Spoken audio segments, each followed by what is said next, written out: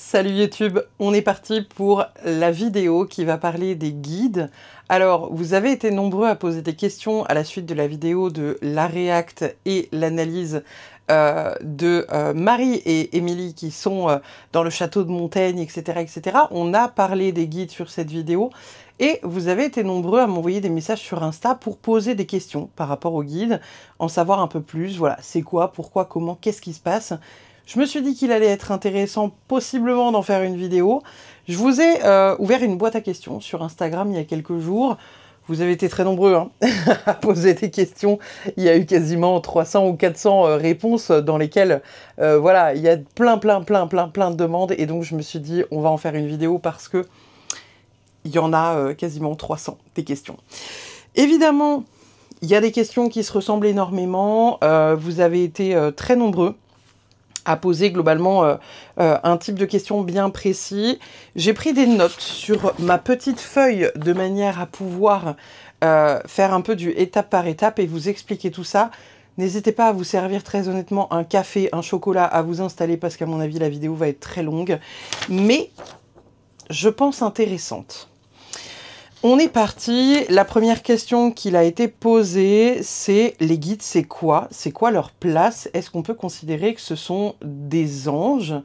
Alors, il faut savoir que les guides, à la base, c'est des personnes qui ont été incarnées sur Terre, c'est des personnes qui ont vécu une expérience terrestre, qui ont eu, du coup, la possibilité de ressentir des émotions, la joie, les peines, la colère, tout ça, et qui ont transcendé tout ça. Quand on parle de transcender ces émotions-là et ces énergies-là, ça parle de réussir à surmonter des épreuves et finalement ne pas forcément reproduire les cycles, réussir à comprendre en fait ce qu'il y avait à comprendre au travers de l'épreuve du vivant.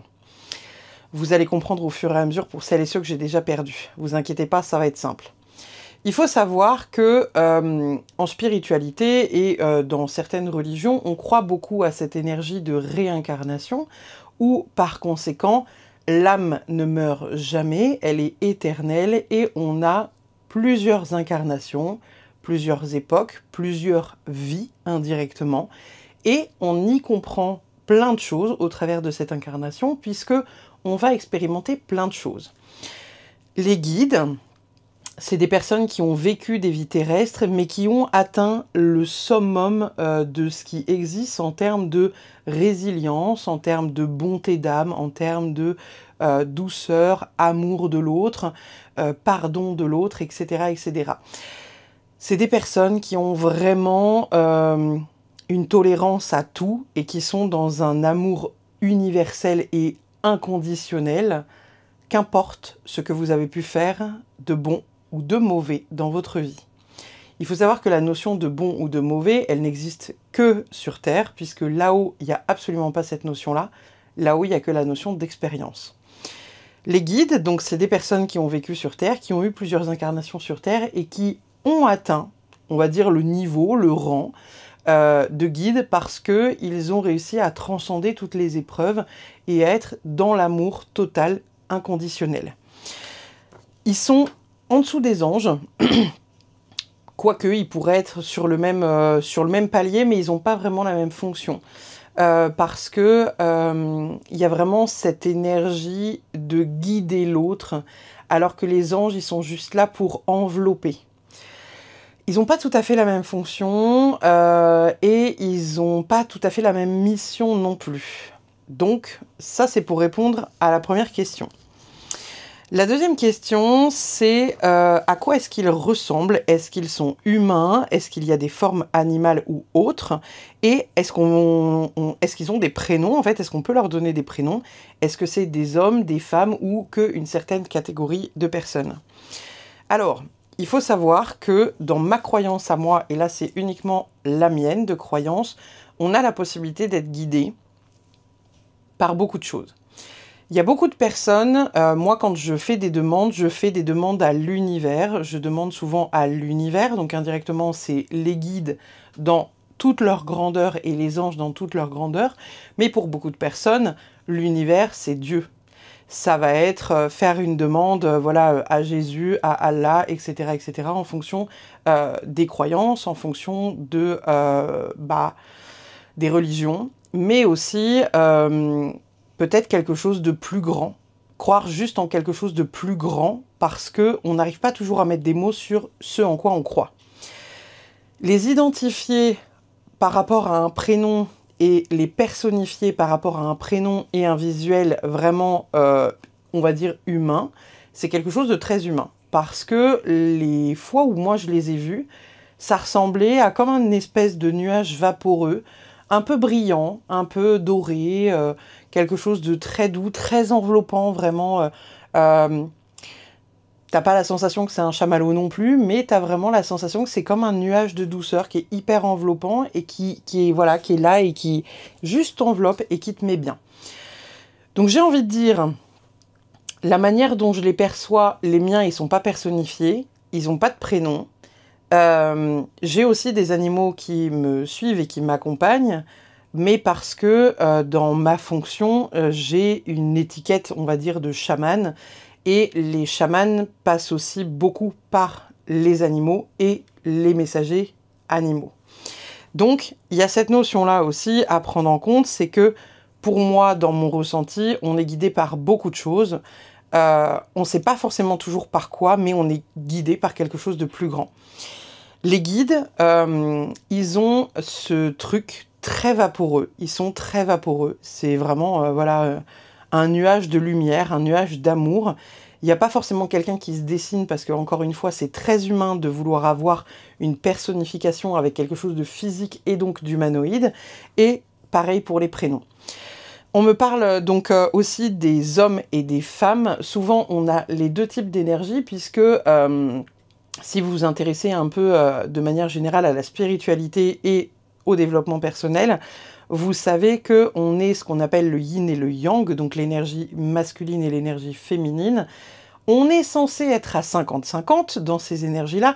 C'est rarement le cas. Souvent, on va être plus dans un yang, ou dans un yin, mais l'équilibre est rarement à 50-50. On est toujours un peu en train d'osciller entre les deux. Et c'est pour ça qu'on a deux types de guides, avec les hommes et les femmes qui nous aident, parce qu'ils ont des énergies différentes et qui sont là pour nous apprendre des choses différentes. Donc, on a les deux qui nous accompagnent. Ensuite, la question suivante, c'était comment est-ce qu'ils nous ont choisis, pourquoi nous, et comment ça se décide. Il faut savoir que, comme je vous disais juste avant, on a ce truc de réincarnation. Avant de descendre sur Terre dans la croyance ésotérique et notamment développement personnel aussi, on a cette idée qu'on fait une sorte de contrat d'âme avec des personnes pour l'incarnation à suivre.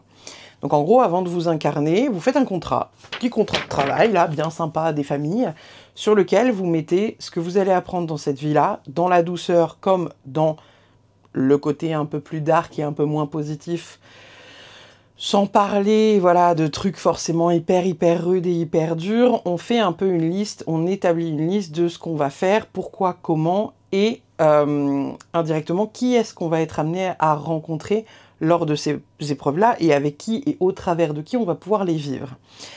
Ils nous ont choisis, nous, avant notre incarnation, et ils nous ont choisis parce que ce qu'on allait vivre dans cette incarnation-là, c'est quelque chose qu'ils ont déjà vécu, eux, dans leurs incarnations. Donc il faut savoir que on a quand même ce truc-là, qui est très humain, de se dire que, vous allez peut-être me donner votre avis dans les commentaires, mais souvent on accompagne quelqu'un parce qu'on a la faculté d'avoir vécu ces problématiques-là. Pour celles et ceux qui me connaissent depuis un petit bout de temps, vous savez que moi je travaille sur les mémoires cellulaires, karmiques et transgénérationnelles, et je travaille énormément là-dessus depuis des années parce que vous connaissez une partie de ma vie, mais vous connaissez surtout une partie de la vie de ma fille. Et c'est ce pourquoi j'ai été amenée à aller chercher les informations là-dedans, qui fait qu'aujourd'hui j'en suis là. Il faut savoir que ils nous ont choisis parce qu'ils ont eux aussi expérimenté ça dans leur vie, que ce soit dans la douceur ou dans la douleur. Il y a vraiment cette énergie du « je suis passé par là, donc je peux aider cette personne puisque j'ai transcendé, moi, de mon côté, l'information. » Ni plus ni moins. Vous n'êtes pas choisi parce qu'ils aiment bien votre tronche ou qu'ils vous trouvent sympa ou en se disant « oh, il y a ma copine là !» il y a ma copine, elle se réincarne, je veux trop être son guide. Non, c'est vraiment parce qu'ils ont déjà traversé les épreuves, qu'ils sont en mesure d'accompagner les personnes.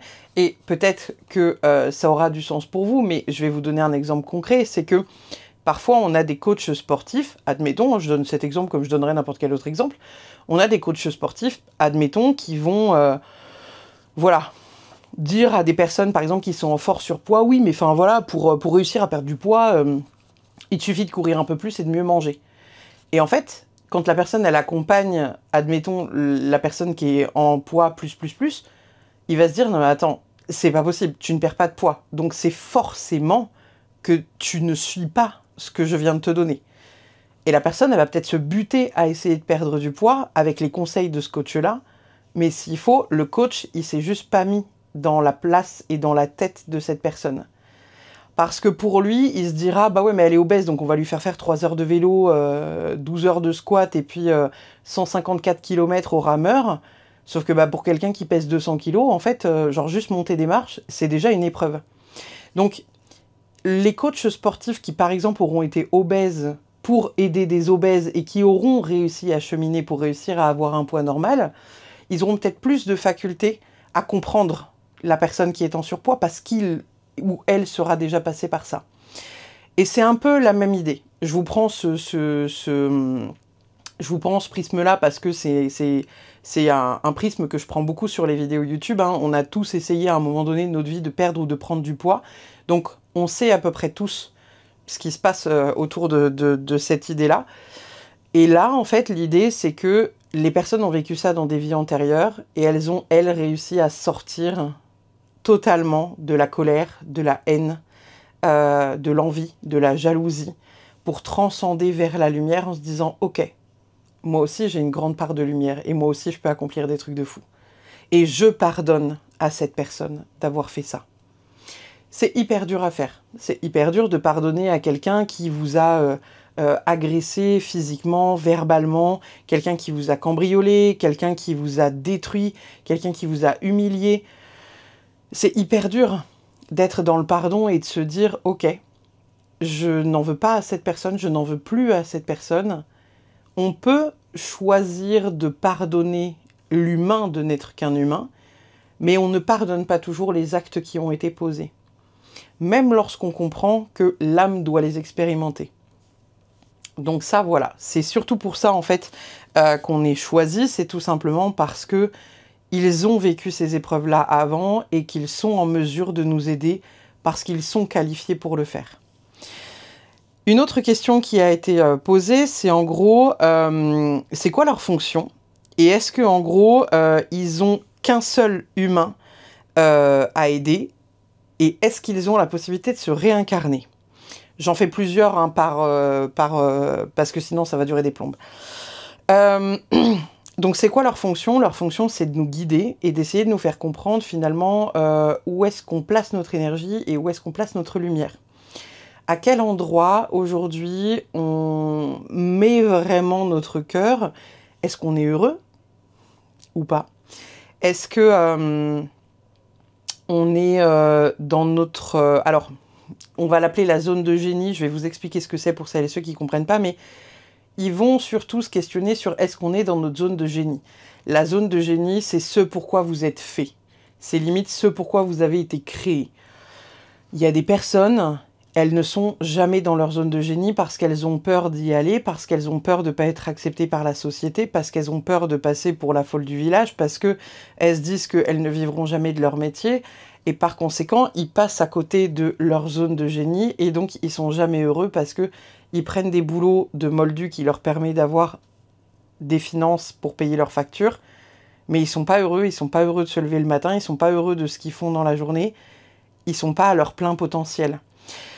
Les guides, ils sont vraiment là pour nous amener vers cette zone de génie, quitte à ce qu'on pète l'intégralité de nos croyances limitantes, qu'on pète nos peurs, qu'on déconstruise tout ce qu'on a construit et ce sur quoi on a été battu, parce que au travers de nos mémoires cellulaires et de l'apprentissage qu'on a eu avec nos parents, on a déjà en fait des fondations. Ils sont là pour nous aider à tout péter et faire en sorte qu'on soit le plus aligné avec nous-mêmes, parce que on doit aller vers notre zone de génie. Donc leur fonction première, c'est ça. c'est notre bonheur et notre accomplissement personnel, que ce soit dans le domaine amoureux / familial ou professionnel. Ils ont pour but de faire en sorte que chaque humain soit dans la plus grande humanité possible. C'est-à-dire que à partir du moment où vous faites quelque chose avec le cœur pour l'humain de manière générale et pas de manière totalement égocentrique, eh ben, on est dans le bonheur. C'est joie absolue. Élever les foules. Et je vous l'ai déjà dit, moi si je fais des vidéos, ne serait-ce que pour élever 10 personnes, je trouve ça déjà génial. Peut-être que dans 2, 3, 4, 5 ans, j'en sais rien du tout, peut-être qu'il y aura 100 000 abonnés sur ma chaîne. J'angoisse déjà à l'idée, hein. Mais il y a cette idée de se dire, ok, il y a possiblement, voilà, tant de personnes qui pourront, au travers de mes mots, avoir des prises de conscience et venir réfléchir à certaines choses qui font partie de leur vie, sur lesquelles ils ne se sont jamais questionnés avant. Et juste ça, en fait, c'est génial. Ensuite, il y avait, voilà, est-ce qu'ils aident d'autres humains? Non. Nos guides, c'est nos guides. Tout comme tout comme on prêterait pas une culotte, mais je pense qu'il y a des gens qui prêtent leur culotte. Tout comme on prêterait pas un préservatif. Excusez-moi, c'est un peu glauque. Mais en fait, il y a des choses qu'on prête pas. Et ces guides-là ont été, on va dire, choisis spécifiquement pour vous, pour votre âme, pour cette incarnation, parce que vous devez surmonter telle et telle et telles épreuves. Et par conséquent, voilà, ils ont été sélectionnés pour vous. Et donc, ils vont pas aller aider Pierre-Paul Jacques. C'est vraiment, voilà, c'est vos guides à vous, c'est les vôtres. Et ils vont pas se barrer aider quelqu'un d'autre ailleurs. Est-ce qu'ils peuvent se réincarner? Normalement, non.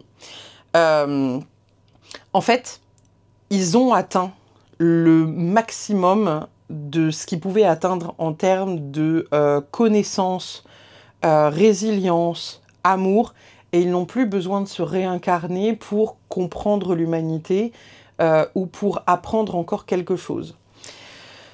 On a cette idée que... vous savez, quand on voit certaines personnes, on se dit, purée, cette nana ou ce mec-là, c'est un ange terrestre. Tellement ils sont dans une douceur, dans une bonté, etc.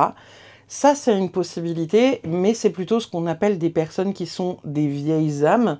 C'est des personnes qui sont sur le point d'atteindre le point du top, là, parce qu'ils ont déjà appris beaucoup de choses au travers de leur vie antérieure et que dès la naissance, ils naissent beaucoup plus résilients, beaucoup plus tolérants, beaucoup plus dans l'amour. C'est des personnes qui critiquent très peu autrui.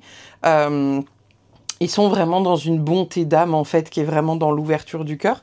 Et ils sont vraiment sur le point d'atteindre voilà, le top du top. Donc, il leur reste peut-être encore 1 ou 2 incarnations à ces personnes-là. Ils ne sont pas guides, ils ne sont pas anges réincarnés sur Terre, mais ils font partie des gens qu'on appelle un peu, voilà, on va dire les anges terrestres, parce qu'ils sont vraiment dans une bonté du cœur qui est absolument incroyable. Donc... les guides ne peuvent pas se réincarner parce qu'ils ont atteint le top du top de ce qu'ils pouvaient atteindre en termes de hiérarchie, on va dire, et de connaissances, de résilience et d'apprentissage de vie. Ils n'ont pas besoin de se réincarner et ils sont là pour guider les personnes qui sont encore dans cet apprentissage. Une question qui a été énormément posée, c'est « est-ce que ça peut être nos défunts ?» Non. Vos guides, c'est vraiment vos guides. C'est-à-dire que vous avez un guide qui est attitré à la naissance et qui vous suit tout au long de votre vie. On parlera dans une autre question, parce que cette question a aussi été posée sur le combien ils sont. Mais les défunts, c'est vos défunts. S'ils sont défunts, ça veut dire qu'ils ont eu une incarnation terrestre dans le même cycle que le vôtre, dans la même génération, sur la même tranche de génération. Ça veut dire qu'ils ne peuvent pas vous guider. Ça veut dire qu'ils n'ont pas suffisamment, on va dire, de connaissances, de résilience, d'amour, etc. pour être votre guide. Par contre, ils peuvent venir ponctuellement, durant une période de votre vie, durant laquelle vous avez énormément besoin d'amour, ou juste parce qu'ils ont envie d'être là et de vous guider lors de cette période-là. Par exemple, j'en sais rien, votre grand-mère est partie, vous allez vous marier, vous êtes dans l'organisation voilà, de votre mariage durant l'année qui précède, à contacter vos prestataires, choisir votre salle, votre menu, votre truc, vous machin. Vous avez une pensée pour votre grand-mère qui ne sera pas là, en vous disant « Oh, quelle robe elle aurait portée, comment elle serait venue habillée, qu'est-ce qu'elle m'aurait offert, est-ce qu'elle aurait kiffé le menu, tu crois, et tu crois qu'elle aurait apprécié le vin? En fait, le fait de penser comme ça à cette grand-mère, vous envoyez un lien énergétique. Et donc elle vient et elle répond. Et au travers de ça, elle vient en fait pas pour guider, mais pour vraiment accompagner une période de votre vie. Donc là, j'ai pris l'exemple du mariage, mais ça peut aussi être voilà, la naissance d'un enfant, un déménagement, ça peut être une épreuve de vie aussi un peu moins joyeuse et plus compliquée.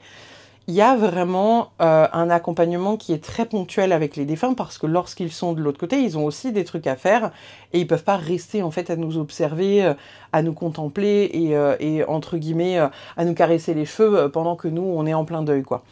Ils ont d'autres choses à faire de l'autre côté donc ils peuvent pas faire ça. Mais ponctuellement, ils viennent faire un coucou pour suivre une partie de notre vie. Mais voilà, les guides sont les guides et les défunts sont les défunts. Cette question-là, elle m'a fait rire parce que j'ai noté 2 questions en une parce qu'il y a plusieurs personnes qui m'ont posé les questions et vous avez utilisé des termes très drôles. Est-ce que parfois les guides sont en PLS ou totalement exaspérés de nous voir faire de la merde et est-ce qu'ils peuvent démissionner de leur métier de guide si on les saoule? J'imagine tellement, ils sont là en mode « Ah putain, mais quel boulet celui-là! Ah, j'en peux plus. Eh non mais, prochaine incarnation, on signe des mecs qui ont un peu de... Parce que là, ça va pas du tout là. » J'imagine tellement. Alors, ils peuvent être un peu chafouins. Oui, j'ai employé ce mot. Ils peuvent être un peu chafouins. J'entends par là que, en gros, l'idée du guide, c'est de guider. C'est pas de vivre votre vie au travers de vous. Donc, ils essayent de vous guider au travers de ce qui est mieux pour vous, ce qui serait mieux pour vous, au travers de votre apprentissage à vous. Mais, ils ne peuvent pas prendre de décision à votre place. Donc, parfois, ils peuvent être un peu gavés, entre guillemets, surtout quand vous ne voyez pas des messages qui sont clairs, parce qu'on vous a mis des red flags avec des panneaux lumineux, warning, warning, attention, danger, qui clignotent partout de tous les côtés, et que vous êtes là en mode « Non, je trouve cet homme super. Franchement, je vois pas où est le problème, quoi. » Et eux, ils sont là. Ah bah oui, mais s'ils voient pas où est le problème non plus, il faut... Bon. Donc, ils peuvent avoir un côté un peu exaspéré, parce qu'ils nous voient retomber dans des pièges dans lesquels ils nous voient tomber déjà depuis un petit bout de temps, en se disant « Putain, c'est con. Ça fait 3 fois que cette personne-là, on la fout sur sa route, 3 fois qu'il a l'épreuve sur sa route. À chaque fois, il tombe dans le panneau. » C'est un peu comme je vous disais, les tests de l'univers, dans le podcast que j'ai fait sur les tests de l'univers, où je vous expliquais que, voilà, vous avez Kevin qui est dans votre vie, Kevin il vous fait souffrir, Kevin il vous a trompé 18 fois, Kevin il vous a fait du mal, Kevin, dès qu'il a un moyen de sortir, voir des potes, boire des coups, ne pas vous répondre pendant à peu près 367 jours, et revenir comme une fleur pour vous dire « mais je t'aime », et que vous retombez dans le panneau en vous disant « moi aussi, je t'aime, je t'ai pas oublié. » Et ben là, vos guides, ils sont un peu là en mode... parce que ils voient le mal que la personne vous fait, parce qu'ils voient que vous n'êtes pas heureux ou heureuse dans cette relation, parce qu'ils voient que vous êtes dans cette relation parce que c'est votre blessure d'abandon qui s'active, et pas autre chose. Forcément, ils sont parfois un peu... on n'est pas voilà, sur non plus de l'agacement où ils sont hyper saoulés, vraiment hyper méga saoulés, mais ils sont dans un truc où voilà, ils sont un peu dans cette énergie de bah ouais, là on lui met des red flags et voit rien quoi, vous voyez. Donc il y a cette idée quand même de, ils peuvent être un peu saoulés.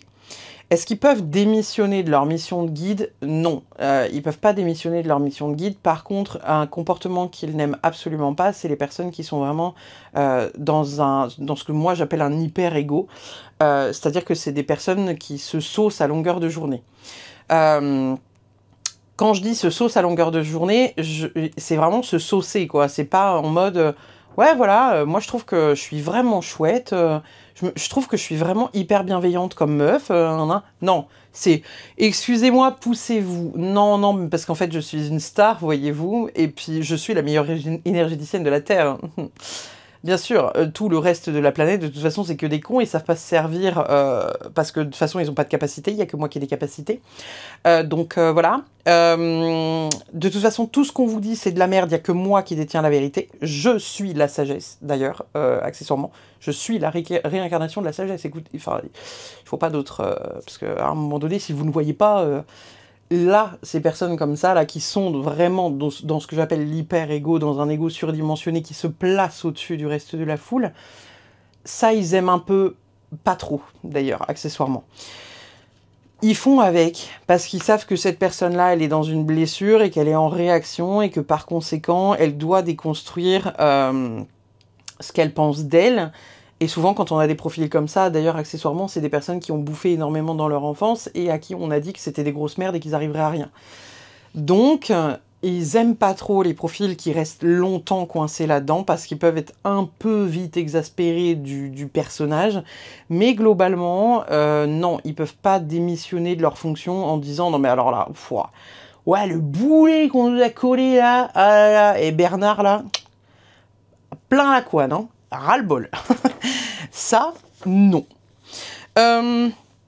Ensuite, on m'a posé la question pourquoi parfois ils ne nous aident pas et pourquoi ils nous laissent des vues. Pourquoi on a la sensation de ne pas les entendre, de ne pas voir les messages, et pourquoi parfois on voit les signes mais qu'il ne se passe rien. Alors, pour répondre globalement à toutes ces questions-là, ils nous aident constamment, c'est juste qu'on ne le voit pas. Il faut savoir que l'humain a un besoin assez essentiel d'avoir quelque chose de concret. Quand on parle de concret, il nous faut du concret. C'est-à-dire que demain, si vous demandez « je veux un signe concret », vous attendez à ce que votre guide il se pointe devant vous comme ça, là, comme par magie, comme par paillettes devant vous, et qui vous dise « ça va pas du tout, là. T'as encore replongé, là, dans les bras de Kevin, alors qu'on te dit que c'est un con, là, depuis je ne sais pas combien de temps. » Franchement, à un moment donné, si tu ne vois pas les red flags, on peut pas faire autrement. Et vous allez être là. C'est qui ce mec qui vient d'apparaître devant moi et qui m'engueule? Parce que, encore une fois, vous pourriez ne pas y croire. Il y a cette notion de comprendre qu'on ne voit que ce qu'on veut voir et parfois il vous laisse un vu parce que vous avez déjà la réponse. J'entends par là que si vous posez la question à vos cartes, si vous posez la question aux pendules, si vous posez la question aux baguettes, qu'importe l'outil que vous utilisez, mais que vous avez déjà la réponse dans le cœur, eh ben vous n'aurez pas de réponse. Par exemple, admettons, vous demandez, voilà, j'ai envie de déménager, j'hésite, je ne sais pas si je veux aller à Paris ou à Toulouse. Si vous ne savez vraiment pas si vous voulez aller à Paris ou à Toulouse, vous demandez un signe, vous dites, voilà, j'aimerais savoir qu'est-ce qui est le mieux pour moi, Paris ou Toulouse. Et là, vous attendez un signe concret. On rappelle que le subtil, c'est subtil. Donc un signe concret, ça va vous passer au-dessus de la couenne. Hein. Les signes, ça va être... Vous allez faire vos courses, machin, au marché. Il y a deux petites mamies qui sont en train de remplir leur panier avec des fruits et des légumes sur le stand d'à côté. Et je sais pas, elles parlent de la place du Capitole. Ok. Ah, Toulouse, c'est beau, la place du Capitole. Non, la mairie, c'est vachement beau. Ok. Vous allez vous dire, bon, les dames parlent de Toulouse. Voire même, vous n'allez pas porter attention à ce qu'elles disent. Vous allez rentrer dans votre voiture, vous allez allumer la radio et vous allez tomber par exemple sur une musique ou un match, j'en sais rien, de foot, rugby, qu'importe. Alors là, il y a un match de foot, Toulouse-Paris. Toulouse, ils ont 5 et Paris, ils ont 2. Ça, c'est un signe. Toulouse à 5, Paris à 2. On a croisé les petites mamies, elles ont parlé de Toulouse. Vous rentrez chez vous, je sais pas, il y a une voiture qui passe dans votre ruelle ou à la radio, il y a une musique qui divulgue une musique qui parle, j'en sais rien, de Toulouse ou j'en sais rien, ça dit « Oh, Toulouse !» sur une musique, un truc comme ça. Ça, c'est un signe. Le problème, c'est qu'on est tellement focus à avoir un signe qui est concret, hyper concret, méga matériel et méga concret, qu'on en oublie les subtilités de ce qui se passe autour de nous. Par contre, si jamais vous demandez est-ce que je dois aller à Toulouse ou est-ce que je dois aller à Paris, mais que dans votre cœur, c'est Paris, parce que ouais, mais Paris, ça me fait rêver, ouais, mais Paris, c'est la ville de l'amour, ouais, mais Paris, quoi, le Louvre, machin, les Champs-Élysées, mais Paris, quoi. Et que vous dites à vos guides, voilà, j'aimerais savoir Paris ou Toulouse, et qu'ils vous donnent la réponse Toulouse, il va se passer quoi dans votre tête? Vous allez dire, je comprends pas, mes guides ils me disent qu'il faut que j'aille à Toulouse. Alors que dans votre cœur, le choix est déjà fait puisque c'est Paris. Vous voyez ce que je veux dire? Vous voyez la subtilité? En fait, lorsque vous posez une question au guide, il faut ne pas avoir la réponse dans le cœur. À partir du moment où vous avez la réponse dans le cœur, vous avez la réponse. Et vous savez ce qui est bon pour vous.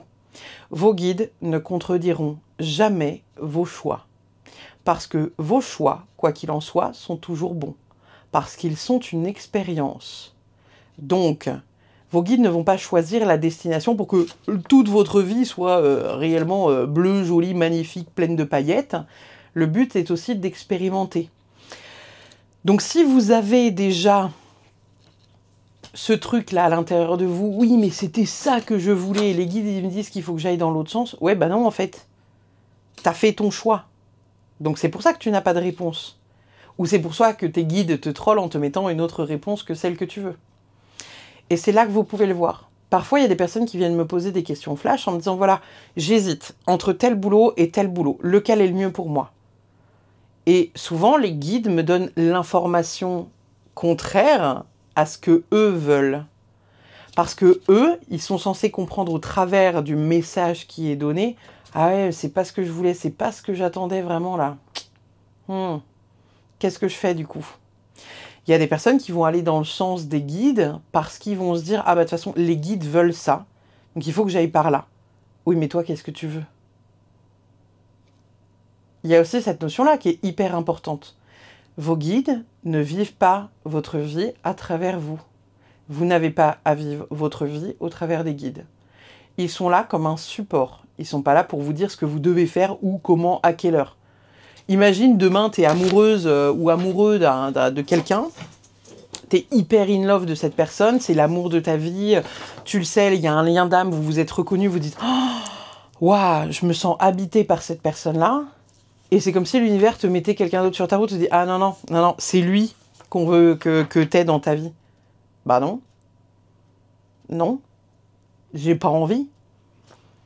Pas envie d'avoir quelqu'un qui a 30 ans de plus que moi, avec lequel, voilà, je suis bien pote, mais qui a pas d'intérêt pour moi dans ma vie. Non, non, moi je suis focus sur celui-là, quoi.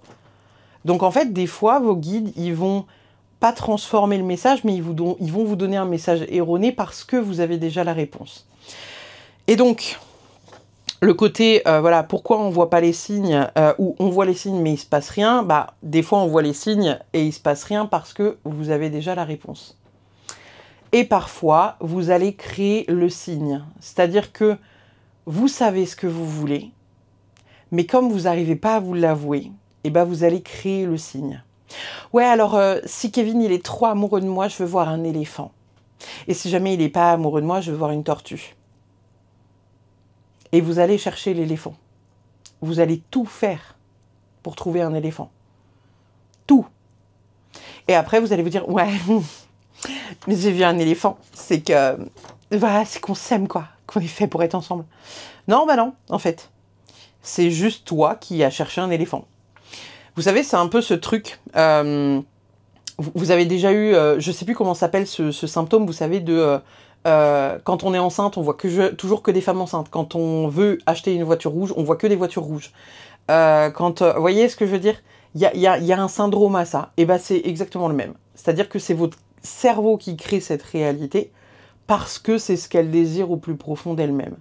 C'est pour ça que lorsque vous faites vos demandes au guide et à l'univers, à Dieu, qu'importe comment vous avez envie de l'appeler et de mettre le nom dessus, il y a cette notion d'être dans la justesse.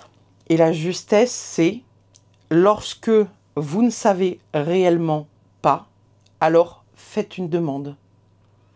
Si vous avez déjà la réponse en vous, vous avez la réponse. Vous avez la clé pour ouvrir la porte de la solution.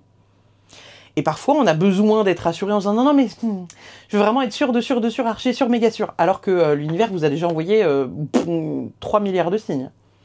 Et là, les guides vont vous dire non, non, mais on va pas te mettre de signes parce que on a déjà mis 3000 signes sur la route avant et calme-toi quand même. Vous voyez l'idée?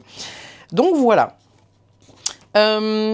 Ensuite, on m'a posé la question, comment est-ce qu'on peut les appeler, comment les contacter, comment on peut demander de l'aide? Alors, comment les appeler? Je me suis posé la question, c'était comment on les appelle, en mode comment on les convoque, ou est-ce que c'est comment on les appelle, enfin, quel surnom on peut leur donner? Donc je vais répondre aux deux. On peut les appeler les guides, je connais des amis qui les appellent les poteaux de là-haut. J'ai quelques potes qui les appellent la team de lumière, ma team de lumière, la team de lumière. Moi, les miens, c'est mes gardiens. Je les vois un peu... toutes les fois où je les ai imaginés, je les imagine, vous savez, comme dans le dernier film de Harry Potter avec Minerva qui fait le sort qu'elle a toujours rêvé de faire. Donc c'est-à-dire voilà, enclencher l'intégralité des statues pour venir protéger Poudlard. Je les vois un peu comme ça, les miens, comme des gardiens qui sont les gardiens de mon âme et de mon bien-être personnel pour toute la connaissance, tout ce que j'ai à proposer au monde. Je les vois un peu comme voilà, les surveillants de mon âme. Donc c'est à vous de voir la manière dont vous avez envie de les voir et de les appeler. Si on parle de appeler en mode convoquer, genre les rappeler à soi, les appeler en mode, comme on les appelle, allô les potos, ça va là-haut? C'est très simple. À partir du moment où vous avez une pensée, à partir du moment où vous venez déposer des mots, que ce soit des mots qui sont vraiment verbalisés ou que ce soit juste des mots dans votre tête, en mode vous êtes en train de penser dans votre tête, et bah de manière générale, vous envoyez une demande. Donc voilà, la demande est là.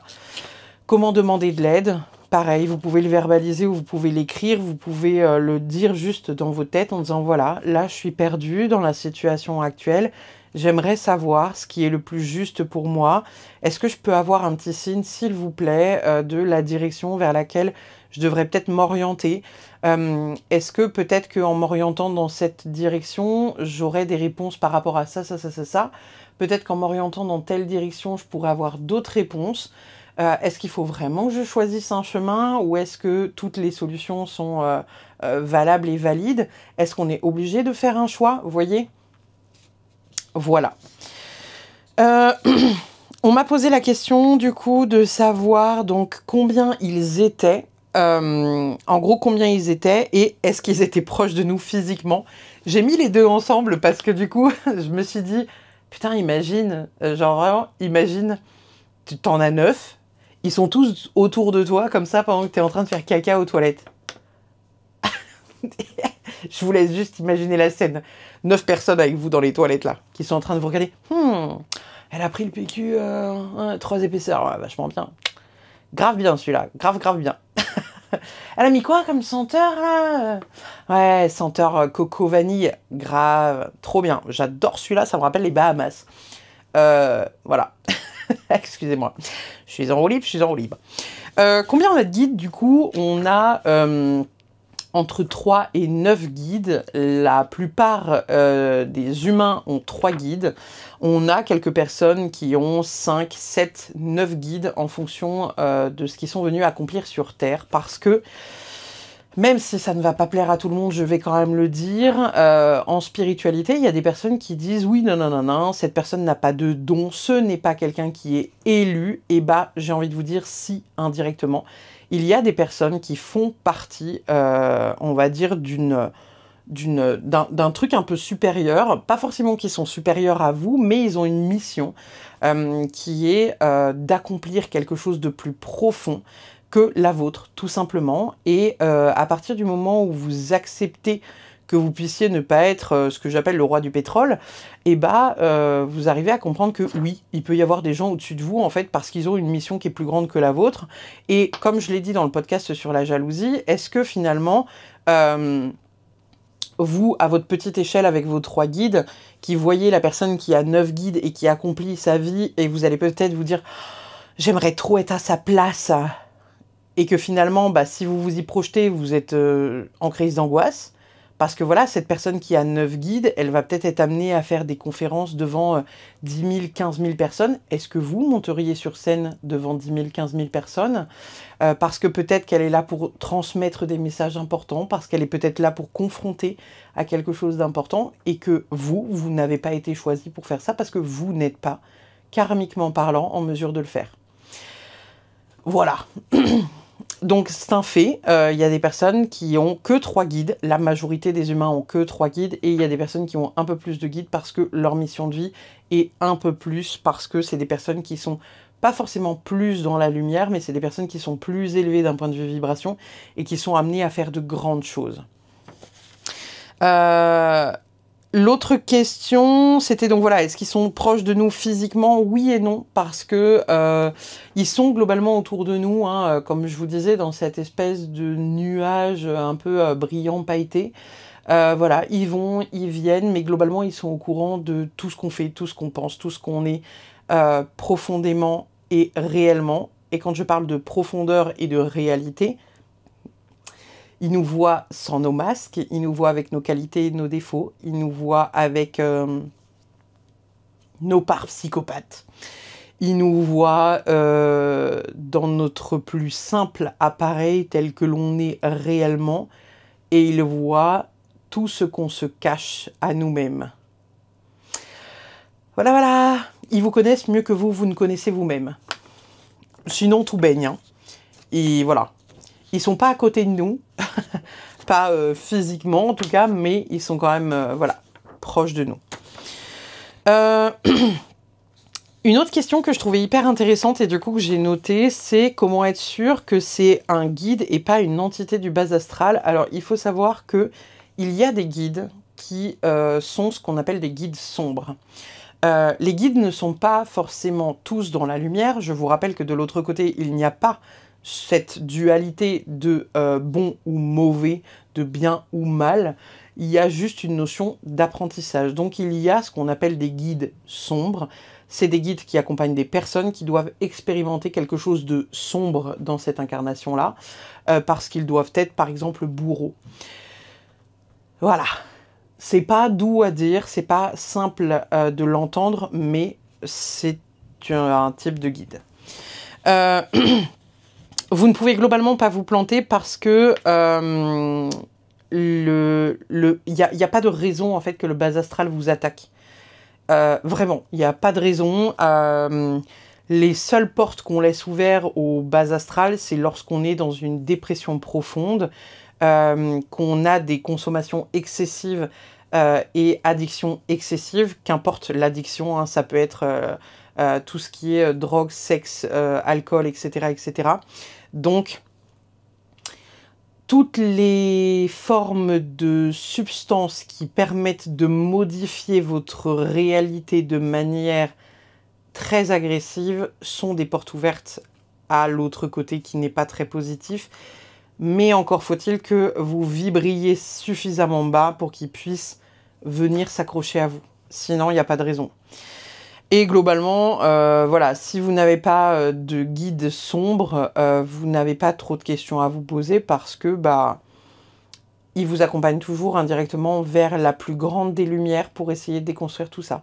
C'est-à-dire que même les guides sombres, qui vont accompagner par exemple les personnes qui ont agressé d'autres gens, ou qui ont... alors, pas forcément commis des meurtres, mais commis des agressions, commis des vols, etc., etc. C'est quand même des guides qui, même s'ils sont sombres, ils n'encouragent pas le sombre. Vous voyez ce que je veux dire? C'est qu'ils sont là pour vous faire comprendre que ce que vous faites indirectement, c'est pas bien, c'est pas une bonne chose. Ils sont là quand même pour vous tirer vers la lumière. Donc, si vous avez la sensation que votre guide vous parle et qui vous dit d'aller foutre le feu à la baraque du voisin, c'est que c'est pas votre guide. C'est que c'est autre chose et que c'est pas hyper positif. Parce que votre guide, quoi qu'il arrive, ne vous invitera jamais à faire quelque chose comme ça.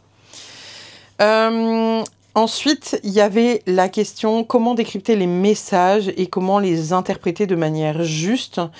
Donc là, c'est ce que je vous disais tout à l'heure, c'est qu'en fait, les messages sont tout autour de nous. Et il y a cette notion de faire la différence entre ce que veut absolument votre cerveau et indirectement votre ego et ce que vous êtes en mesure de recevoir. Donc, qu'est-ce que votre cœur vous dit? Est-ce que j'ai envie d'aller à Toulouse ou est-ce que j'ai envie d'aller à Paris? Si je ne sais vraiment pas, je pose la question au guide et faites attention aux messages autour de vous. Vous allez, je sais pas, aller au cinéma et la première affiche qui va être face à la porte, c'est la Tour Eiffel. Ça, c'est un signe. Vous allez allumer je sais pas, la radio et vous allez tomber sur une musique qui parle de Paris. J'en sais rien, vous voyez. Il y a tout un tas de signes comme ça qui sont très facilement compréhensibles, mais encore une fois, on n'y prête pas forcément attention. Vous avez la possibilité de réduire ce que j'appelle la marge de manœuvre, c'est-à-dire que si vous voulez un signe concret, demandez un signe concret.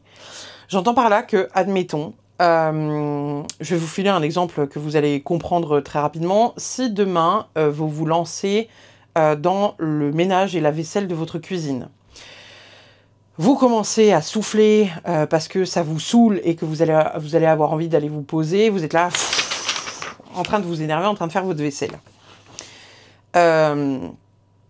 Au travers de cette gestuelle-là, vous espérez peut-être que votre compagnon remarque que vous êtes saoulé et vous espérez qu'il se dise « Ah bah là, elle a besoin d'aide, hein. Faut que j'aille l'aider. » On est d'accord que ça, là, c'est pas une demande.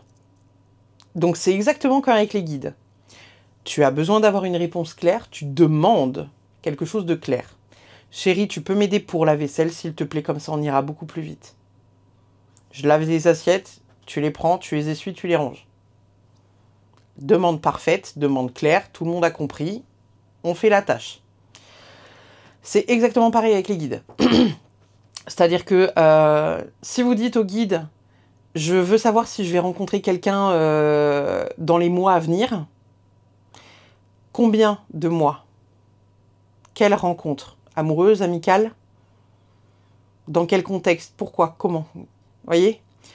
Est-ce que je vais faire une rencontre amoureuse sérieuse sous les 6 prochains mois à venir? Est-ce que si c'est un oui, vous pouvez m'indiquer un éléphant? Est-ce que si c'est un non, vous pouvez me montrer une tortue? Simple, rapide, efficace. Le signe, il arrive souvent sous 3 minutes à 3 jours. Plus vous êtes proche de vos guides, plus c'est rapide.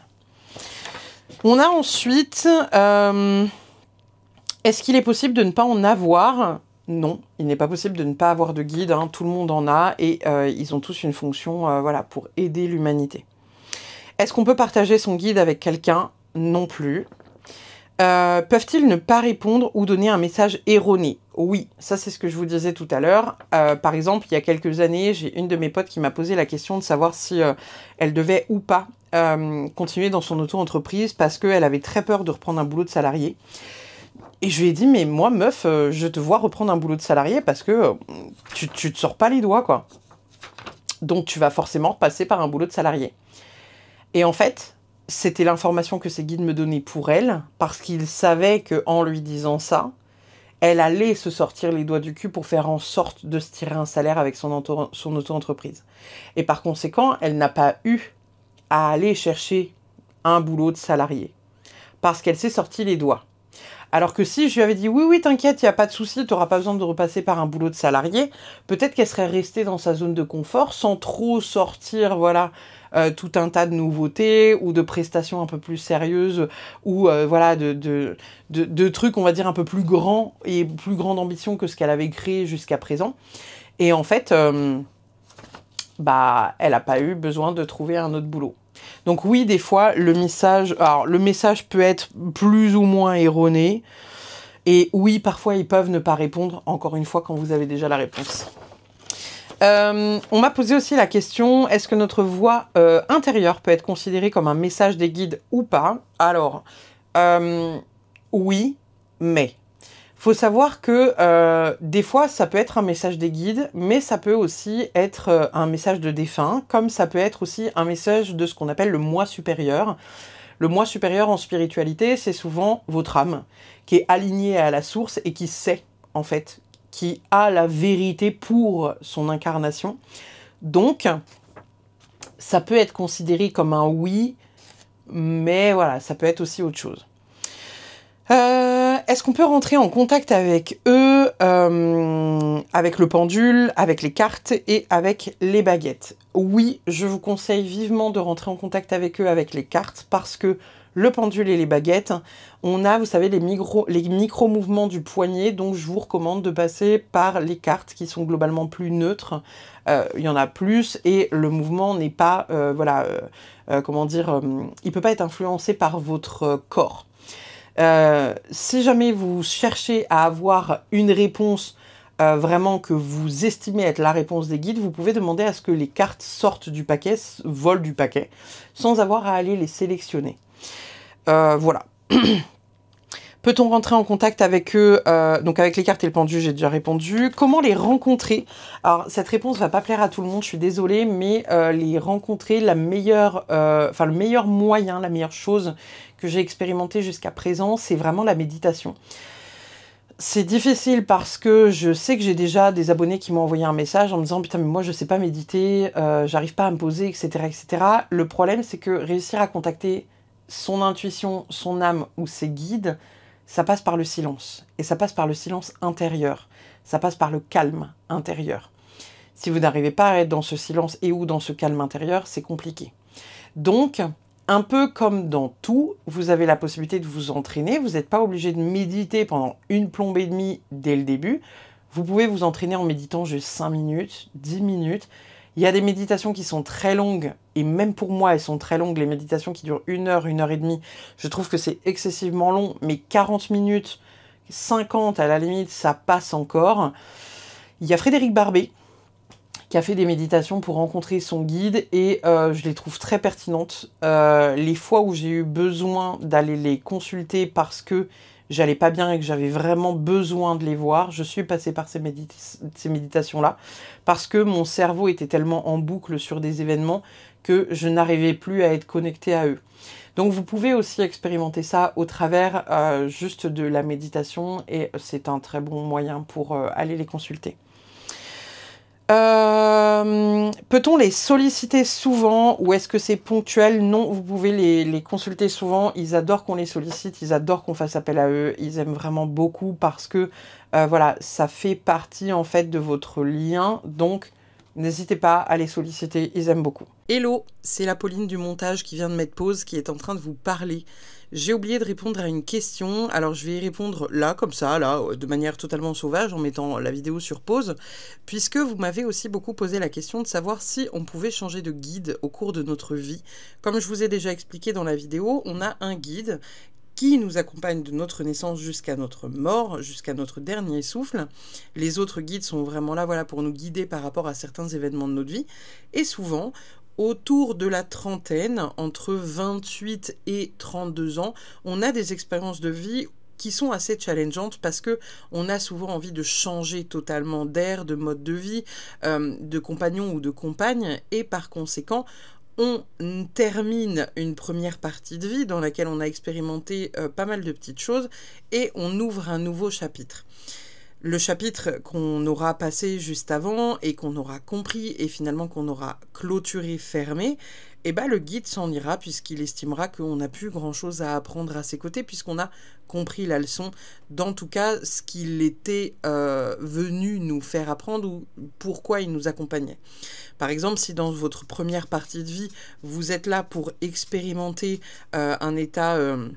on va dire, latent de dépression ou d'addiction, et que vous passez clairement au-delà de ce chapitre-là en le clôturant de manière définitive, le guide qui vous accompagnait pour cette période de vie va fermer les portes, partir, et un autre guide arrivera pour vous guider sur une autre partie. C'est des guides qui nous sont donnés de base à notre naissance parce que, comme je vous disais, on est là pour expérimenter certaines choses, mais il y a des personnes qui n'arrivent jamais à surmonter ces épreuves de vie et qui, par conséquent, ne changent pas de guide. Voilà, mais le nombre reste toujours le même entre le début et la fin. Je vous fais des bisous. Il y a eu la question « Comment leur faire plaisir ?» Et quand j'ai reçu cette question, je me suis dit « oh waouh, c'est hyper bizarre. Parce que je pense que la première partie de moi l'a vu en mode comment on peut leur faire plaisir. Mais en fait, il faut savoir que on n'a pas à leur faire plaisir. On n'est pas là pour leur faire plaisir. Ça, c'est le premier message à entendre. Le deuxième message à entendre, c'est que à la limite, ce qui pourrait leur faire plaisir, c'est que vous soyez heureux, c'est que vous soyez en joie, c'est que vous soyez dans le bonheur, c'est que vous soyez en joie quand vous vous levez le matin pour aller faire un boulot que vous adorez, c'est que vous êtes en couple avec quelqu'un que vous aimez, qui vous sécurise, qui vous met bien, et pas parce que y a votre blessure d'abandon qui vient toquer à la porte et que vous preniez le premier pimpin qui tourne au coin de la ruelle d'à côté. Il y a une notion d'épanouissement et j'entends, il y a ce truc de... non, parce qu'en même temps, ils sont en train de me dire ça, là, en même temps. Alors, attendez, c'est quoi le mot? C'est... Ok.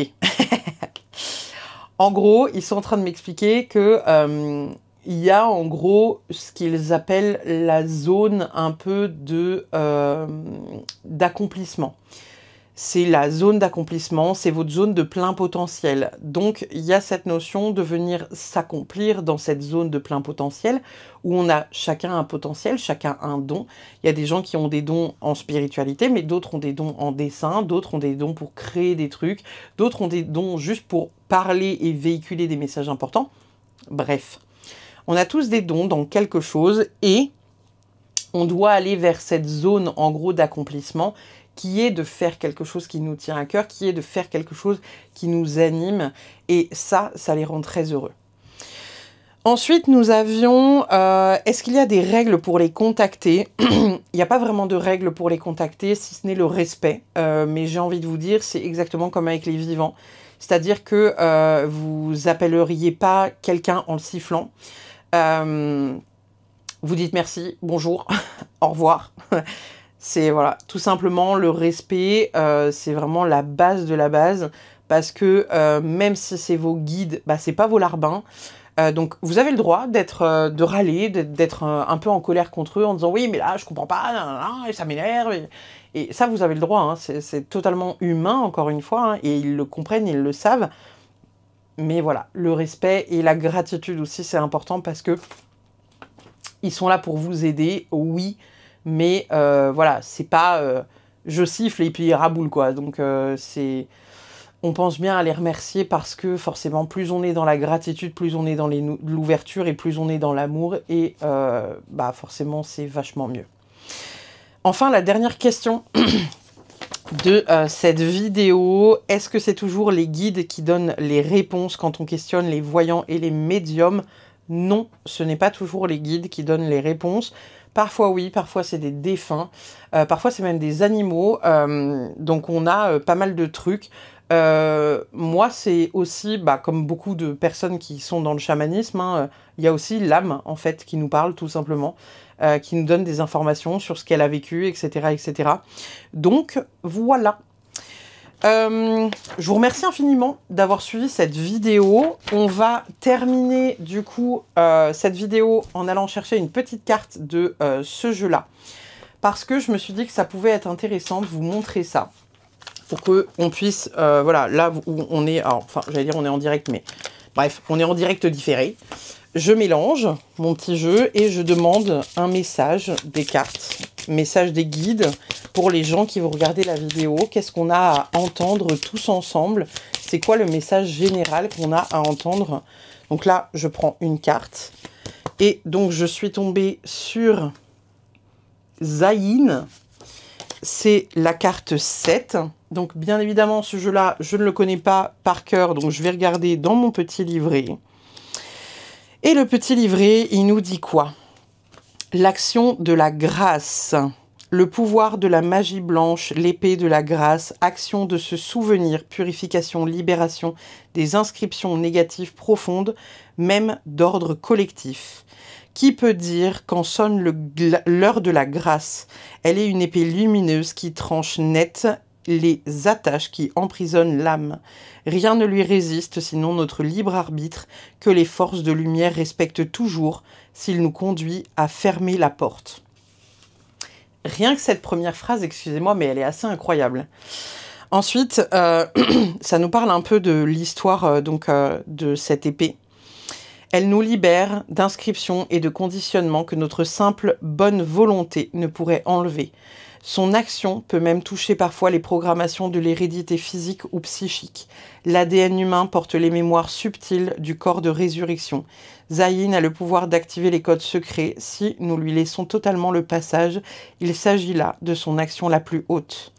Lorsque Zayin apparaît, elle vient aussi pour éveiller un souvenir, une inscription positive dont nous avons besoin au moment du tirage, dans laquelle nous pouvons puiser de la force. En alliance donc avec une autre carte, ça nous parle d'autre chose.